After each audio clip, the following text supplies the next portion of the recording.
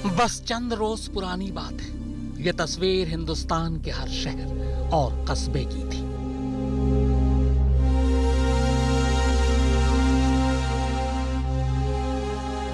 Corona ने जीने के साथ साथ मरने और मरने के बाद की रस्मों तक को बदल डाला था।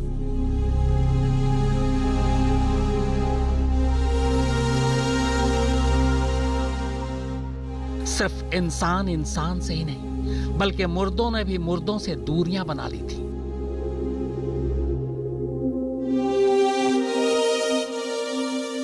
मुर्दों को कफन की जगह पीपीई किट के रूप में नए कफन पहनाए जाने लगे थे। आखिरी बार चेहरा देखना तो दूर, अर्थियों को कांधा देने वाले भी मयस्सर नहीं थे। कोरोना से हुई हर मौत आनन फानन में बिना किसी रीति रिवाज और अलाप विलाप के चिताओं पर जल रही थी या कब्रिस्तानों में दफनाई जा रही थी।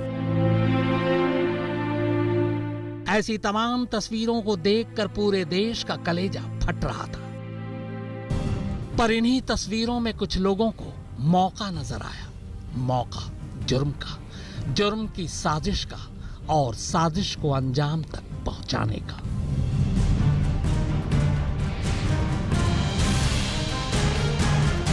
क्या आपने कभी सुना है कि कातिल कत्ल करने के बाद मकतूल की लाश खुद लेकर शमशान जाए?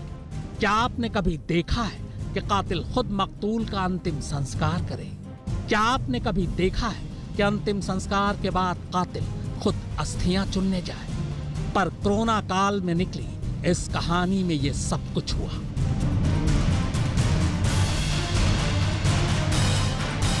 दिल्ली से करीब 250 किलोमीटर दूर ताज नगरी आगरा की कहानी है ये। 5 लड़के एक अमीर ठेकेदार के बेटे का अपहरण कर लेते हैं। उन्हें उम्मीद थी कि फिरौती की शक्ल में 2 करोड़ रुपए पक्का मिलेंगे, लेकिन किडनैपिंग के बाद कहानी पलट जाती है। किडनैपर ये तय कर लेते हैं कि पहले वो किडनैप किए गए लड़के का कत्ल करेंगे, फिर उसकी मौत के बाद उसके बाप से 2 करोड़ रुपए की फिरौती वसूलेंगे। पर कहानी दूसरी बात भी पलट जाती है। कत्ल हो चुका था, पर फिरौती की रकम मिली नहीं थी। अब सवाल यह था कि मकतूल का क्या करें, उसकी लाश कहां ठिकाने लगाएं? और फिर तभी कातिलों की निगाहों के सामने अखबारों और टीवी पर छाई ऐसी तमाम दिल को कचोट देने वाली तस्वीरें घूम गईं। और यहीं से उन्हें एक नया आइडिया मिला। कातिलों ने कत्ल को कोरोना की शक्ल देने का फैसला किया। पीपीई किट खरीद कर लाए, लाश के लिए और खुद अपने लिए। इसके बाद लाश को पीपीई किट में पैक किया। खुद कातिलों ने पीपीई किट पहनी और फिर चल दिए आगरा के उस शमशान घाट पर, जहां कोरोना के शिकार लोगों की लाशें इन्हीं पीपीई किट में लगातार आ रही थी अंतिम संस्कार के लिए। और इस तरह एक कत्ल को कातिलों ने कोरोना का लबादा उड़ाकर बड़ी खामोशी से राख कर दिया। पर कभी कभी राख भी सबूत उगल देते हैं डीएनए की शक्ल में। लिहाजा अंतिम संस्कार के अगले दिन कातिल एक बार फिर वापस शमशान पहुंचते हैं अस्थियां चुनने, यानी सबूत मिटाने।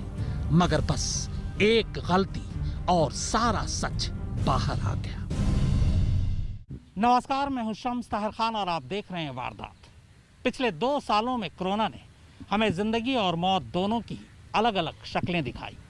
जरा सोचिए, कोई लाश कफन की बजाय पीपीई किट में लिपटकर शमशान या कब्रिस्तान पहुंचे तो क्या होगा?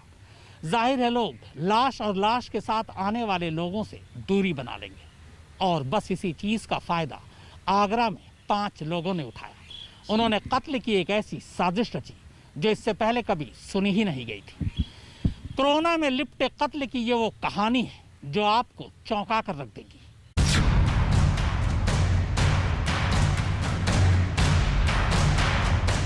पच्चीस साल के नौजवान सचिन चौहान के मोबाइल पर इस रोज दोपहर को एक कॉल आती है। कॉल करने वाला कोई और नहीं बल्कि उसी का दोस्त सुमित असवानी है, जो उसके घर के पास ही रहता है। और इस कॉल के थोड़ी ही देर बाद सचिन अपने घर से निकल जाता है। वो मां को अपने दोस्तों के पास जाने की बात कहते हुए कुछ ही देर में घर लौट आने का वादा भी करता है। लेकिन दोपहर से शाम हो जाती है और शाम से रात, लेकिन न तो सचिन लौटता है और न ही घर से बाहर निकलने के बाद वो एक बार भी अपने घर में फोन ही करता है। और इस तरह जब सचिन को घर से गए हुए कई घंटों का वक्त गुजर जाता है तो परेशान घर वाले उसके नंबर पर फोन करने लगते हैं। सचिन का फोन उठता तो जरूर है, लेकिन फोन सचिन नहीं बल्कि कोई और उठाता है। वो बताता है कि सचिन ने बहुत ज्यादा शराब पी ली है, इसलिए वो बात करने की हालत में नहीं है। जब घर वाले उससे सचिन के बारे में और ज्यादा पूछताछ करते हैं तो फोन उठाने वाला ये कहकर उनका फोन रख देता है कि सचिन नोएडा में है और कल तक घर लौट आएगा। हालांकि उसके अचानक नोएडा पहुंचने के उसके मां के सवाल पर फोन उठाने वाला शख्स ये कहकर उन्हें झिड़क देता है कि जब बेटा उनका है तो पता भी उन्हें ही होना चाहिए कि उनका बेटा नोएडा कैसे पहुंचा। इसके बाद सचिन का फोन स्विच ऑफ हो जाता है। इधर परेशान घर वालों की पूरी रात आंखों ही आंखों में गुजर जाती है। वो सुबह भी अपने बेटे से बात करने की कोशिश करते हैं, लेकिन फोन नहीं लगता। और तब घर वाले आगरा पुलिस से अपने बेटे की गुमशुदगी की शिकायत करते हैं और पुलिस भी गुमशुदगी की रिपोर्ट दर्ज कर मामले की छानबीन शुरू कर देती है।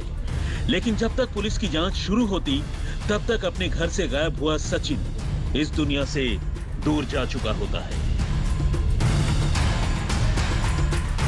दरअसल एक रोज पहले सचिन को फोन कर बुलाने वाले उसके दोस्त सुमित असवानी ने अपने कुछ और दोस्तों के साथ मिलकर सचिन को अगवा कर उसके घर वालों से फिरौती वसूलने की साजिश रची थी। और इसी साजिश के मुताबिक असवानी ने पहले सचिन को अपने घर बुलाया और अपने कुछ कॉमन फ्रेंड्स हर्ष चौहान, हैप्पी खन्ना, रिंकू और मनोज बंसल के साथ पार्टी करने के बहाने सचिन को लेकर घर से दूर एक बंद पड़े वाटर वर्क्स अपर्णा जल संयंत्र लेकर चले गए। इस दौरान पीने पिलाने का दौर भी चलता रहा। अब तक तो सब कुछ ठीक था, लेकिन सुमित और उसके दोस्तों के रवैये से अब सचिन को उन पर शक हो चला था। इससे पहले कि सचिन उनका विरोध कर पाता या वहां से भाग पाता, इन पांचों ने मिलकर अपर्णा जल संयंत्र परिसर में ही पहले सचिन की नाक और मुंह में टेप लगा दी और फिर प्लास्टिक से उसका चेहरा पूरी तरह ढक दिया। और इस तरह चंद मिनटों के अंदर ही दम घुटने से सचिन की जान चली गई।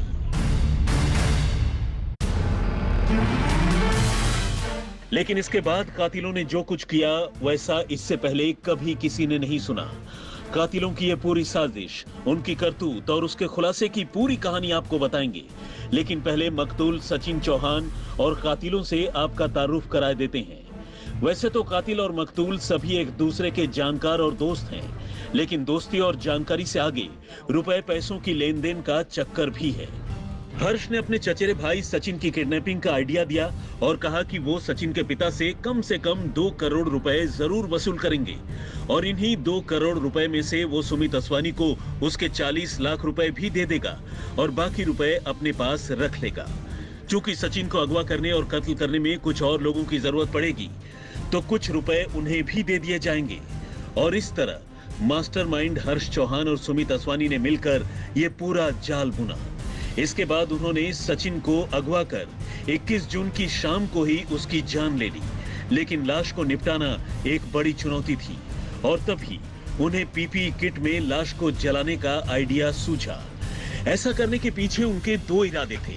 अव्वल तो पीपी किट पहने होने से मामला सीधे सीधे कोरोना का लगेगा और कोई पूछताछ नहीं होगी, और दूसरा ये कि अंतिम संस्कार के दौरान भी लोग दूरी बनाकर रहेंगे।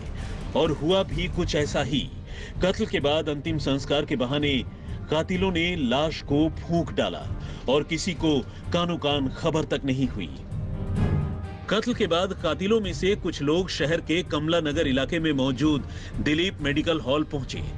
वहां से कोरोना मरीज के अंतिम संस्कार की कहानी गढ़कर पीपी किट खरीदी और लाश को पीपी किट पहनाकर और खुद भी पहनकर सीधे जा पहुंचे आगरा के ही बालकेश्वर शमशान घाट।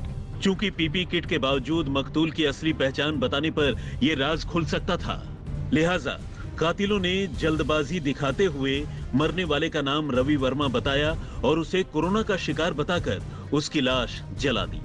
हद तो ये रही कि अगले दिन कातिल अस्थियां चुनने के नाम पर फिर से बालकेश्वर शमशान घाट पहुंचे और मकतूल सचिन चौहान की बची खुची हड्डियां तक उठाकर जल प्रवाह के नाम पर उन्हें उठाकर ले गए, ताकि भूल से भी किसी के हाथ मकतूल की हड्डियां न लगें और डीएनए टेस्ट से मरने वाले का राज न खुल सके। इतना ही नहीं, दूसरे दिन जब उन्हें याद आया कि मकतूल के चप्पल उसी वाटर वर्क्स परिसर में ही छूट गए हैं, तो एक कातिल ने वहां दोबारा पहुंचकर उसके चप्पल तक गायब कर दिए। और इस तरह कातिलों ने सचिन चौहान के कत्ल की फुल प्रूफ प्लानिंग बनाकर उसकी जान तो ले ली, सारे सबूत भी मिटा दिए, लेकिन अब सबसे बड़ी चुनौती थी उसके घर वालों से फिरौती वसूलने की। उधर अपने बच्चे की गुमशुदगी से परेशान चौहान परिवार ने जहां पहले ही पुलिस में रिपोर्ट लिखवा दी थी, वहीं आगरा पुलिस के साथ साथ स्पेशल ऑपरेशन ग्रुप ने भी मामले की छानबीन शुरू कर दी।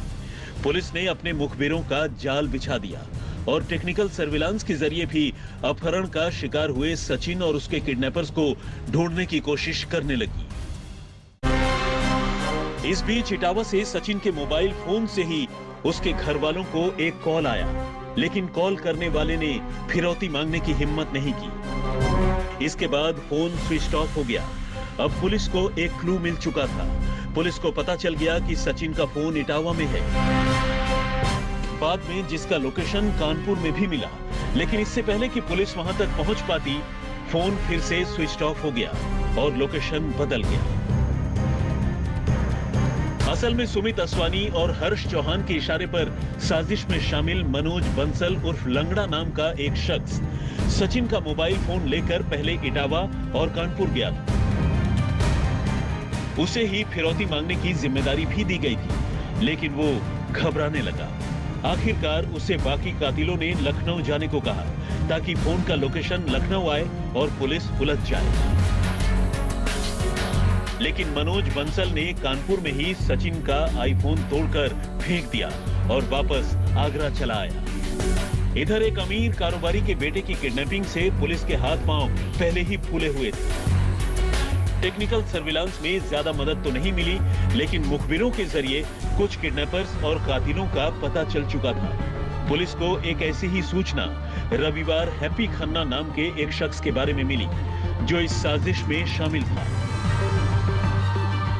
रविवार रात को ही पुलिस ने उसे इंटरसेप्ट कर लिया। जब उसे दबोचा गया, तब वो साजिश को अगले अंजाम तक पहुंचाने के लिए कुछ सिम कार्ड खरीदने जा रहा था, लेकिन पकड़े जाने के बाद उसने किसी तोते की तरह न सिर्फ किडनैपिंग बल्कि कत्ल और अंतिम संस्कार तक का सारा राज उगल दिया।